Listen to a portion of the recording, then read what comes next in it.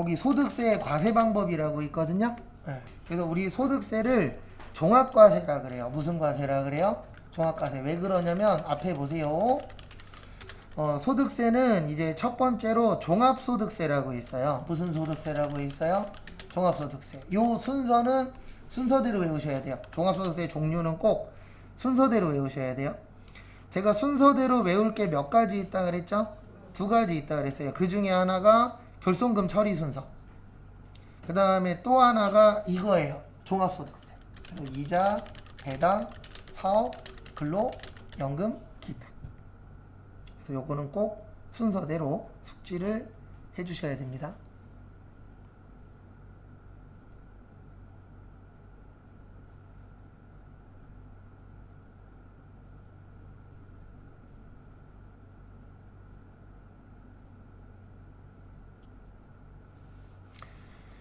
근데 왜 순서대로 숙지를 해주셔야 되냐면은요, 딴 거 없고요. 예, 요게 순서대로 나열하는 게 시험 문제 나와요.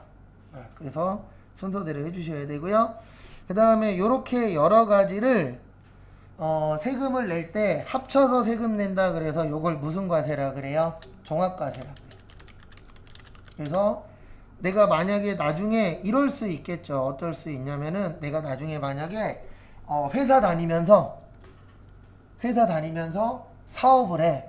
그러면 요 두 개를 뭐 하는 거예요? 종합해서 세금 내는 거예요.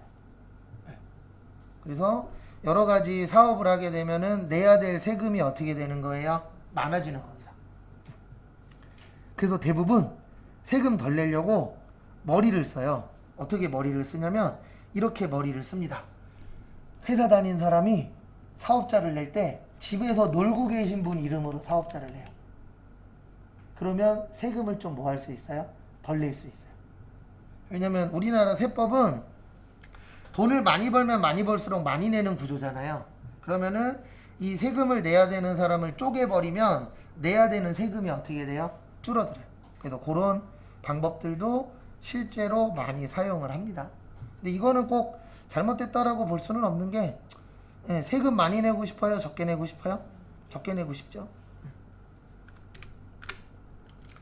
그 다음에 두 번째로 종합소득세가 있고, 그 다음에 퇴직소득세가 있고, 그 다음에 양도소득세가 있어요. 그리고 이렇게 세 가지로 나누어서 세금 낸다 그래서 요거를 분류과세라고 해요. 분류가 뭐 하는 거죠? 나누는 거예요. 그래서 나누어서 세금 낸다 그래서 무슨 과세라 그런다고요? 분류과세. 그 다음에 분리과세라고 있어요. 분리과세는 원천징수로 과세가 끝나는 거. 그러니까 더 이상 낼 세금이 있다라고 보는 거예요? 없다라고 보는 거예요? 없다라고 보는 거. 예. 그거를 뭐라고 하냐면 분리과세라고 합니다. 그래서 대표적으로 요거 얘기하는 거예요. 복권당첨금. 그 다음에 일용직분들. 예, 이런 분들이 저희 시험에는 종종 출제가 됩니다.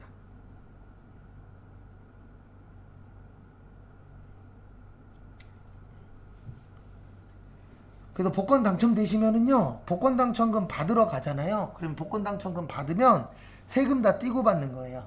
그러면 그 복권 당첨금 관련돼서는 더 이상 세금 낼 게 있다 없다? 없다. 그렇게 보는 게 뭐예요? 분리과세예요.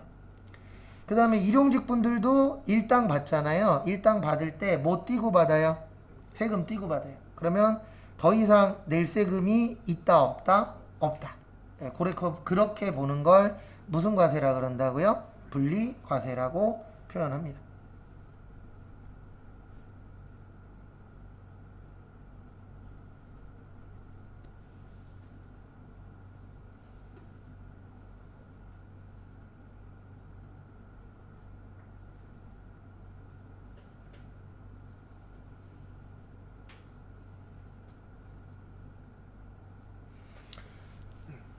그래서 요거 숙지 하셔야 돼요. 추후에. 요거 나중에 따로 암기를 좀 할 거고요. 그 다음에 이제 어디로 오시냐면은요, 거기 교재 보면서 설명 간단하게 드릴게요. 427페이지 보시면 종합과세. 그래서 소득의 원천에 불문하고 모든 종류의 소득을 합쳐서 낸다 그래서 무슨 과세라 그래요? 종합과세라고 표현을 합니다. 그래서 합쳐서 내는데 어떻게 합쳐서 내냐면은 이자, 배당, 사업근로, 연금, 기타. 그래서 얘네들을 합쳐서 낸다 그래서 이거를 종합과세라고 표현하세요.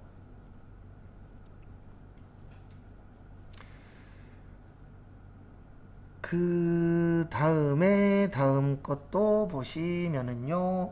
분리과세. 그래서 일정 금액 이하 요거는 외울 겁니다. 따로. 그래서 금융소득이나 아니면 일용근로소득. 저희 시험엔 요 두 가지가 잘 나가요. 일용근로소득하고 무슨 소득이요? 복권당첨금. 네, 요런 쪽은 이제 분리과세라고 해서 세금을 내시면은 더 이상 낼 세금이 없는 거예요. 그 다음에 분류과세. 분류는 뭐 하는 거라고요? 나누는 거예요. 그래서 우리가 세금을 나누는데 어떻게 나누냐면 종합과세, 그 종합소득, 그 다음에 퇴직소득, 그 다음에 마지막으로 무슨 소득이요? 양도소득. 이렇게 나눕니다.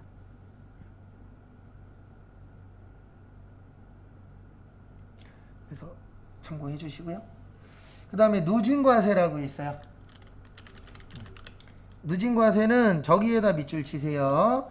거기 끝에 잘 써놨는데 소득이 많은 개인에게 많은 세금을 뭐 하는 거예요? 납부하게 하는 거. 그래서 결론은 돈을 많이 벌면 뭐 많이 내야 된다? 세금 많이 내야 된다. 그게 누진과세예요. 그래서 우리나라는 누진과세를 하기 때문에 많이 버는 사람이 뭐 하도록 되어 있는 거예요? 많이 내도록 되어 있습니다. 그래서 그거 참고하시고. 그 다음에 원천징수. 우리 그 회사를 원천징수 의무자라 그래요. 회사를. 그래서 회사에서 우리한테 뭐 줄 때요? 돈 줄 때. 그냥 돈 주지 말고 뭐 띄고 줘라? 세금 띄고 줘라. 그걸 무슨 징수라 그래요? 원천 징수라고 표현합니다. 그래서 소득세 납세 의무자는 사업자가 아닌 자가 상당히 많은 비중을 차지하고 있다. 일반적으로 개인이 많은 비중을 차지하고 있잖아요. 그래서 이러한 조건에서 세원의 탈루를 최소화하고 납세 편의를 도모하기 위하여 소득세법에서는 원천징수 제도를 두고 있습니다.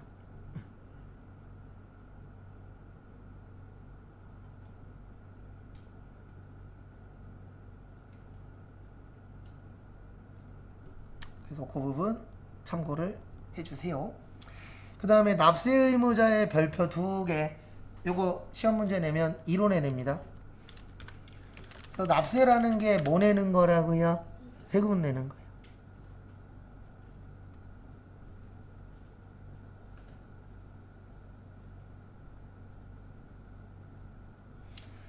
그래서 거기 보시면 거주자하고 뭐라고 있죠? 비거주자. 그래서 거주자가 되려면 국내에 며칠 이상이요? 183일 이상. 몇 개월 이상? 6개월. 그래서 이분들을 무제한 납세 의무자라고 해요. 그래서 국내에서 돈 버는 거랑 외국 가서 돈 버는 거랑 다 세금 내야 돼요. 그 다음에 비거주자는 거주자가 아닌 자. 그러니까 우리나라에 잠깐 있는 사람. 그래서 이분들은 제한 납세 의무자라고 해서 어디에서 돈 번 것만 세금 내셔야 돼요? 국내에서. 이렇게 이제 나누어 줍니다.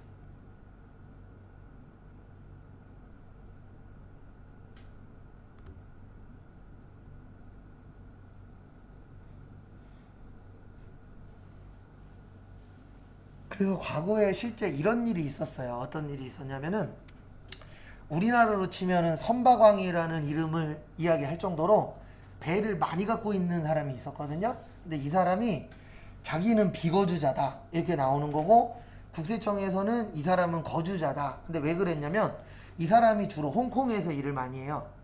근데 거주자가 돼버리면은 외국에서 돈 번 것까지 뭐 해야 돼요? 다 내야 돼요. 근데 그러면 한 1,000억 정도 내야 된대요. 지금까지 안 낸 게 꽤 많으니까 몇 년 동안 안 냈으니까. 그래서 이 사람이 소송했는데 국가가 이겼어요. 왜 이겼냐면 이 사람이 땅하고 집을 우리나라에 갖고 있는 거예요. 그러면 법에서는 땅하고 집이 있으면 어떻게 보는 거죠? 이 사람은 우리나라에 살 생각이 있다 없다? 있다라고 보는 거예요. 그래서 국가가 이겨서 세금을 많이 걷었다는 그런 이야기가 있습니다. 근데 돈 많이 버시는 분들은 이거 거주자냐 비거주자냐 되게 중요해요. 그래서 외국에서 만약에 유명한 가수가 우리나라 들어오잖아요. 들어오면은 잠깐 있다 가잖아요. 그런 분들은 비거주자가 돼서 우리나라에서 돈 번 것만 뭐 하시면 돼요? 세금 내고 가시면 됩니다. 근데 이러면 안 되겠죠. 외국에서 온 사람들은 세금 안 내도 된대. 네. 그러면 돼요, 안 돼요? 안 되잖아요. 왜냐면 형평성이 안 맞잖아요. 누구는 세금 내고 누구는 세금 안 내고. 네. 이런 것들이 발생하면 발생할수록 국가를 믿어요, 안 믿어요? 안 믿게 되는 거죠. 그래서 법을 만들 때에 그런 것들도 고민을 많이 해요. 이 과연 누구는 세금 내고 누구는 세금 안 내고. 그래서 앞으로 기초노령연금도 많은 어르신들이 받을 수 있게끔 개편하고 있잖아요. 근데 그렇게 할 수밖에 없는 게 투표율 제일 높으신 분들이 누구죠? 어르신들이죠. 그래서 20대들이 많은 혜택을 받으려면 방법은 하나밖에 없습니다. 투표율을 그분들을 이기면 돼요. 네. 그래서 어떤 분들이 인터뷰에서 이런 얘기 한 적이 있었어요. 저희 이거 직접 뉴스에서 봤는데 어느 유명한 대학 가갖고 그때 이제 총선 전이었어요. 가갖고 요번에 투표할 거예요? 안 할 거예요? 그랬더니 어떤 분이 투표 안 할 거예요. 그래서 왜 안 해요? 그랬더니 국회의원들이 우리를 위해서 일을 안 해주는 것 같아요. 바보 같은 생각입니다. 국회의원들이 여러분들을 위해서 일을 하게 하려면 방법은 하나밖에 없어요. 뭐가 올라가면 돼요? 투표율. 투표율 올릴 수 있는 방법 하나 있습니다. 예로 하면 돼요, 투표를. 근데 이거 누가 반대하죠? 네? 국회의원 중에서 저기 빨간 쪽에서 반대해요. 왠 줄 아세요? 파란 쪽은 예전부터 하자 그랬어요. 파란 쪽하고 나머지들은 예전부터 하자. 근데 왜 그러냐면 빨간 쪽도 아는 거예요. 뭐를 알아요? 이걸로 투표하면 자기네들이 이길 확률이 줄어들어요. 근데 웃기는 거 뭔지 아세요? 자기들 당 투표할 때는요 이걸로 합니다. 이걸로 해요. 그리고 전체 투표할 때에는 하지 말자 그래요. 그러면서 뭐라 그러냐면 못 믿겠대. 앞뒤가 다르죠? 근데 누가 봐도 뻔하거든요. 이걸로 투표하면 이길 확률이 줄어드니까 반대하는 거예요. 대한민국이 이런 거 관련돼서 잘 되어 있어요? 안 되어 있어요? 잘 되어 있어요. 거의 세계 탑급이잖아요. 그러면 국회에서 해도 되는데 조만간도 아마 못할 거예요. 근데 제 개인적인 생각은 이거 하면요 20대 투표율 엄청나게 오를걸요? 맞잖아요. 네. 버스 타고 가면서 누르면 투표되잖아요. 그리고 어떤 분은 이런 아이디어를 낸 사람도 있어요. 유시민 씨가 그랬나 누가 그랬나 뭐라 그랬냐면 투표할 때 투표용지 가지고 로또 복권처럼 당첨금 주자. 1등 5억 아니면 1억 그러면 다 뭐하러 갈 것이다? 투표하러 갈 것이다. 근데 이거는 법으로 걸린대요. 정치법에 의하면은 사행성이 돼버려서 안 되긴 하는데 그렇게라도 해서 투표율을 올리자라고 얘기하더라고요. 지금 빨갛고 파랗고가 문제가 아니에요. 빨리 무지갯빛이 하나 나와야 돼요. 네. 두루두루 이렇게 할 수 있는 분이 나오셔야 되는데. 그 다음에 418페이지 이것도 외울 거예요. 과세기간. 과세기간에 보시면 우리는 1월 1일부터 몇 월 며칠까지요? 12월 31일까지. 그래서 1년에 한 번씩 내는데 예외는 두 가지밖에 없어요. 돌아가시거나 도망가실 때. 이거 출국 아닙니다. 이거 이민이에요. 이거 잘못 이해해갖고 우리 해외여행 가는 것도 뭐 한다 그러죠? 출국한다 그러죠. 그 출국이 아니에요. 이거는 완전히 외국으로 뭐 하는 거예요? 나가는 거예요. 그래서 이민 가는 겁니다.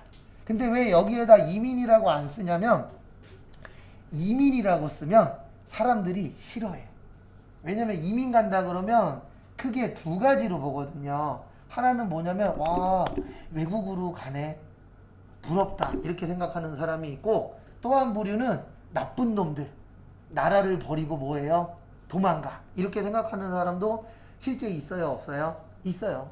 네.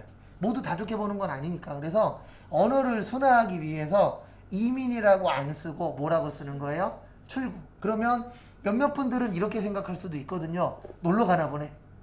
맞잖아요. 우리가 일반적으로 나 오늘 출국해 그러면 놀러 간다라는 표현도 되잖아요. 그래서 순화시키기 위해서 출국이라고 쓰는데 원래는 뭐예요? 이민이에요.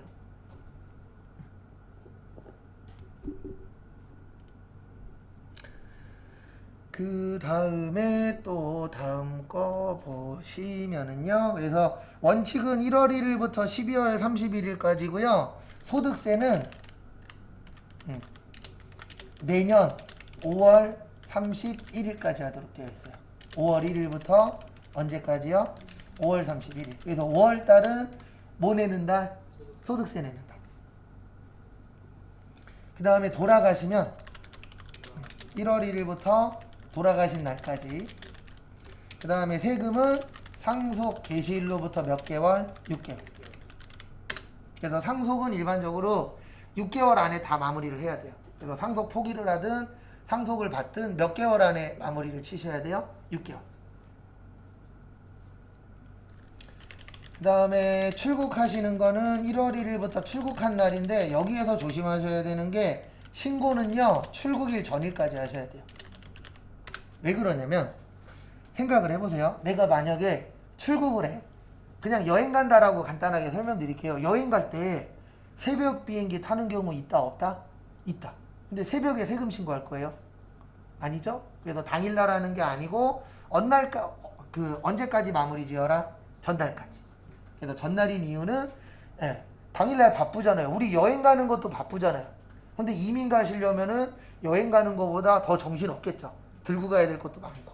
그래서 전날까지 뭐 해라? 세금은 마무리 짓고 가라. 이렇게 되어 있습니다.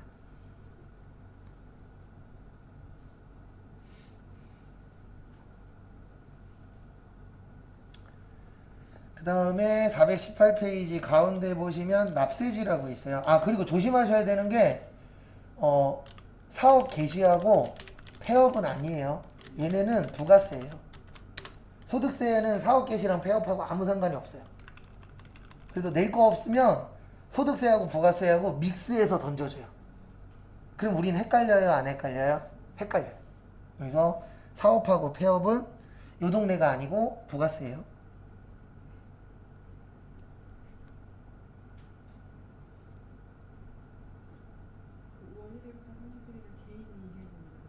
네, 이건 개인이 하는 거죠. 그리고 개인이 못하겠어. 그러면 어디에다 맡겨요? 세무사 사무실. 수수료 주면 다 해줍니다. 그래서 뭐만 있으면 된다고요? 돈만 있으면 돼요. 능력이 중요한 게 아니에요. 이제는 어쩔 수 없어요. 시대가.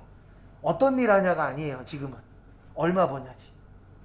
그래서 사회가 조금 이상해져 가고 있는 부분들도 있어요.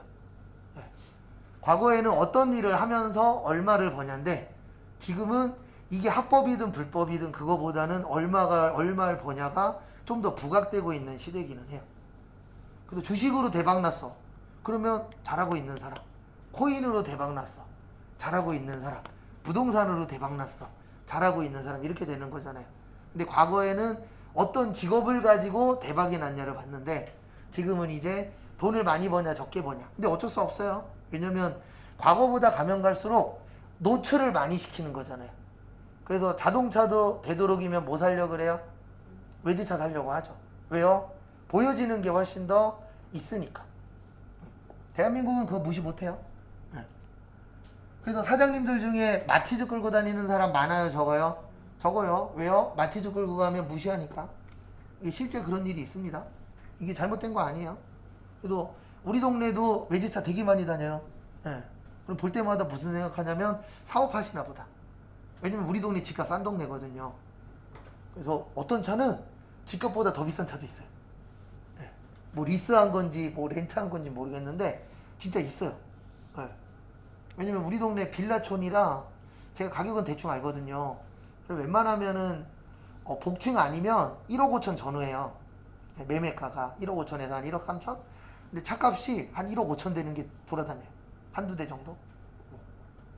국내에 183일 이상 거주하면 거주자로 표시하는데 만약에 미국 시민권자나 영주권자 그거랑 상관없어요. 시민권자냐 영주권자냐는 아무 상관없고 그냥 그렇죠. 183일인데 여기서 말하는 183일이 1월 1일부터 12월 31일이에요. 그러니까 이런 건 또 상관없어요. 올해 10월 달에 들어와서 내년 3월 달에 나가잖아요. 그럼 거주자 아니에요. 무조건 180. 그렇죠. 무조건 그 1년 안에 183일. 그러니까 만약에 이렇게 올 수 있잖아요. 6개월은 살았는데 올해 3개월, 내년 3개월 그러면 이분은 비거주자가 돼요. 그렇죠. 그래서 실제 시험 문제에 있어요. 뭐 그 국적 어쩌고저쩌고 나오는데 그건 다 함정이에요. 국적이 어디냐 아무 상관없고 그냥 우리나라에 며칠 동안 있었냐. 근데 이거는 왜 이렇게 바뀌었냐면 이게 전 세계 공통이에요. 다른 나라도 그 나라에 며칠 있었냐, 6개월 이상 있었냐, 6개월 미만 있었냐에 따라서 거주자가 될 수도 있고 비거주자가 될 수도 있어요. 그냥 무조건 국적 상관없이. 그렇죠. 국적 상관없이 뭐 시민권자 이런 거 다 상관없어요. 그래서 혹시 나중에 회사 들어가시면 저 이제 그런 사장님을 만난 적이 있었는데 검은 머리 외국인이에요. 아까 이야기하신 것처럼 한국 사람인데 국적은 어디예요? 미국 국적이에요. 이런 분들은 대한민국에 잠깐 들어왔다가 나가요. 그러니까 한 번 들어오면은 한 두세 달 있어요. 그리고 두세 달 있다가 다시 미국으로 가요. 그리고 3개월에서 5개월 있다가 다시 들어와요. 그렇죠. 결론적으로는 세금 문제 때문에. 그래서 옛날에 그 연예인들 보면 특히 가수들 보면은 외국 국적 갖고 있는 애들 있잖아요. 예, 우리가 알고 있는 뭐 은지원 씨나 뭐 그런 그 토니안이나 이런 사람들도 대부분 군대 안 가려고 녹음을 외국에서 해와요. 왜냐면 한국에서 녹음하면 그 날짜가 이게 며칠 넘어가면은 군대 가야 되거든요. 그러니까 그런 것처럼 이제 돈도 우리나라에 며칠 이상 있었냐. 거기에 따라서 이제 외국에서 돈 번 것도 뭐 할 수 있어요? 낼 수가 있죠. 그건 연속 거주로 따지는 거예요? 네? 183일인데 182일째 되는 날에 잠깐은 출국했다가 하루만 있다가 다시 오고. 그거는 이제 아니요. 그걸로 보는 게 아니고 요 날짜 안에서. 무조건 그냥. 그렇죠. 무조건 1년 안에서 그렇죠. 3개월 있으면 네. 1년 안에만 있으면 무조건. 그렇죠. 그러면 183일이 넘어가는 거고. 연속적인 게 아니라. 그렇죠. 연속적인 게 아니어도. 네.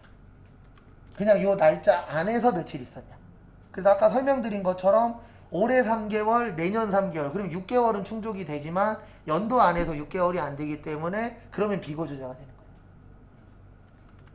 그래서 그런 사람, 네. 네, 그렇죠. 연도 안에서. 네. 그렇죠. 합산해갖고. 그래서 그분들은 이런 거 다 미리 알아보고 날짜 계산해갖고 왔다 갔다 하는 거예요. 네, 왜냐면 조금이라도 오바돼 버리면은 내가 안 내야 되는 돈까지 나갈 수가 있으니까. 그래도 연예인들도 똑같아요. 외국 국적 갖고 있는 사람이 군대 안 가려고 예전에는 왔다 갔다 했어요. 네. 그래서 그 날짜 안 채우려고. 왜냐면 날짜 오바되면 군대 가야 되는데 군대 가게 되면 연예인들 입장에서는 마이너스잖아요. 왜냐면 군대 2년 동안 내가 만약에 A급이야. 그러면 못해도 몇십억에서 몇백억은 벌잖아요. 특 A급이면은 몇백억에서 몇천억 버는 거고. 막말로. 네. 그래서 저희 어머니도 저 군대 갔을 때 뭐 제가 잘난 놈은 아니었지만 그런 얘기를 하시더라고요. 왜 가장 젊고 가장 왕성할 때 군대를 가야 되냐. 근데 거꾸로 생각해서 60세에 군대 갈 수는 없잖아요. 맞죠? 네. 그렇다고 해서 또 너무 어릴 때 가도 그것도 문제고. 그래서 어떻게 보면 20세 때가 제일 맞는 것 같아요. 20세 전후. 어디 보충돼 가셨어요? 전 참고로 논산 갔다가 대전 통신학교 갔다가 충주 경찰학교 갔다가 제주도 들어가는 날이 100일이었어요. 네. 전 되게 많이 왔다 갔다 했어요. 저도 전경 갈진 몰랐어요. 전경으로 착출된 건데 네. 어느 순간에 눈 뜨니까 제주도 도착했더라고요. 그 다음에 거기 납세지 보시면 납세지는 주소지예요. 일반적으로. 납세지는 무슨 지라고요? 주소지. 요건 소득세고요. 사업장 소재지는 부가가치세예요.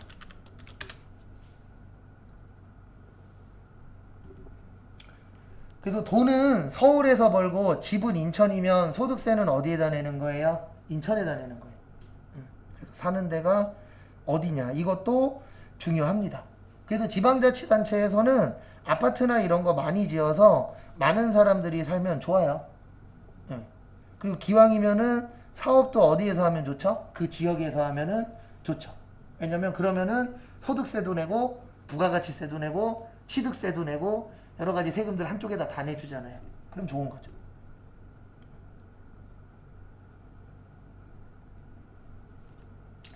그 다음에 거기 밑에 보시면 418페이지 보시면은 뭐 종합소득의 이자, 배당, 사업근로, 연금, 기타. 그 다음에 퇴직소득, 무슨 소득이요? 양도소득. 그거 나중에 외울 거고요. 그 다음에 419페이지 보시면 간단하게만 보고 마무리할게요. 여기까지 보고. 거기 보시면 금융소득이라 그래서 대표적으로 금융소득 그러면 이자하고 뭐 있죠? 배당 있는데 밑줄만 치세요. 시험에 저희 시험에 이렇게 잘 나오진 않아요. 이자하고 배당은 필요경비가 없어요. 근데 왜 잘 안 되냐면요. 우리 지금 소득세 배우고 있잖아요. 무려 몇 문제 나와요? 2개 나와요. 그래서 완전 복불복이에요. 쉽게 나오면은 본거에서 2개 다 나오고 어렵게 나오면은 둘 다 찍어야 돼요. 네, 왜냐면 듣도 보도 못했었던 게 나올 때도 있거든요. 그래서 세법이 안 좋은 게 범위는 넓은데 내는 양이 적다 보니까 약간 복불복 개념이 좀 있어요. 그 다음에 거기 보시면 필요경비가 없다라고 되어 있죠. 필요경비가 이거 생각하시면 돼요. 헷갈리시면 비용. 그럼 여러분들 생각해 보세요. 내가 이자 받기 위해서 한 행동은 하나밖에 없어요. 은행에다 뭐 했죠? 입금만 해놨죠. 그리고 내가 이자를 받기 위해서 돈 쓴 거 있다 없다? 없다. 그래서 필요경비 없어요. 주식도 똑같아요. 배당 받으려고 주식을 샀어요. 끝이에요. 네, 그 다음에 이제 머리만 아픈 거죠. 올라가면은 행복한 거고 떨어지면 뭐 하는 거예요? 슬픈 거고. 이거밖에 없잖아요. 내가 그 배당을 받기 위해서 돈을 더 써요? 그건 아니죠. 그래서 필요경비로 인정할 게 있다 없다? 없다라고 보는 거예요. 그 다음에 사업수익 금액은 필요경비로 인정을 해줍니다.